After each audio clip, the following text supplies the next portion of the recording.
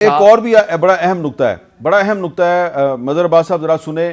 عمران خان صاحب جو ہیں وہ بتا رہے ہیں خود ہی کہ ان کو بہت جو کرٹیکل قسم کی انفارمیشن ہے وہ کیسے ملتی ہے.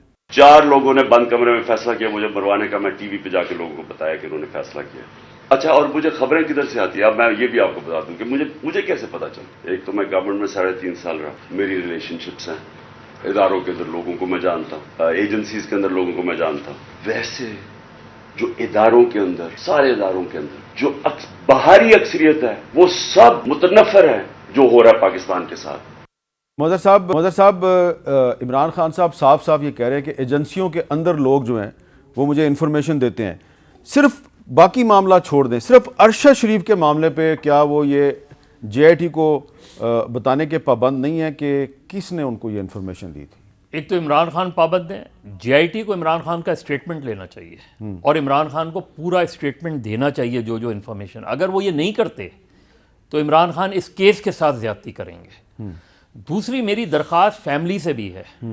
دیکھیے، اس کیس کے اونر ہم ہیں ایز اے جرنلسٹ، اور ہمیں اس کی اونرشپ لینی چاہیے اس کیس کی.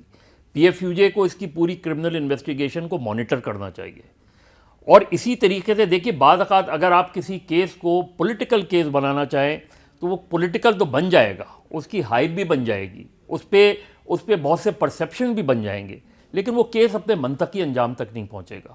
اگر آپ نے اس کو منطقی انجام تک، تو یہ رپورٹ فاؤنڈیشن ہے اس کیس کی.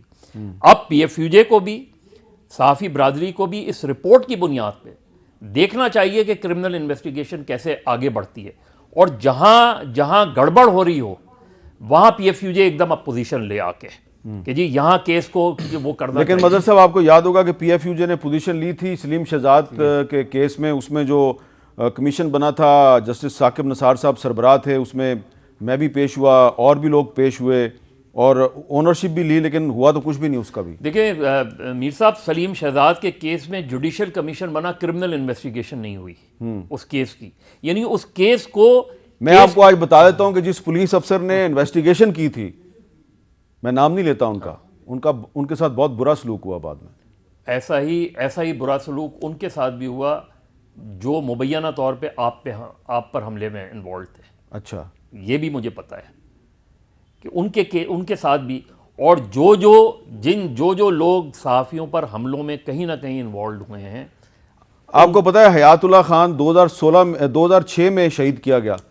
اس کے بھائی نے پچھلے دنوں صرف اتنا کہا کہ وہ جو کمیشن کی رپورٹ ہے وہ پبلک کر دیں، تو اس کا جو چھوٹا بھائی ہے اس کو بھی اٹھا لیا گیا. اور اس کی بیوہ کے ساتھ کیا ہوا وہ تو ہم سب کو پتا ہے کہ اس نے جا کے کمیشن میں اس ایشورنس کے ساتھ بیان دیا تھا کہ آپ کو کچھ نہیں ہوگا، اور وہاں جا کے اس نے بتا دیا تھا کہ میں پہچانتی ہوں ان لوگوں کو.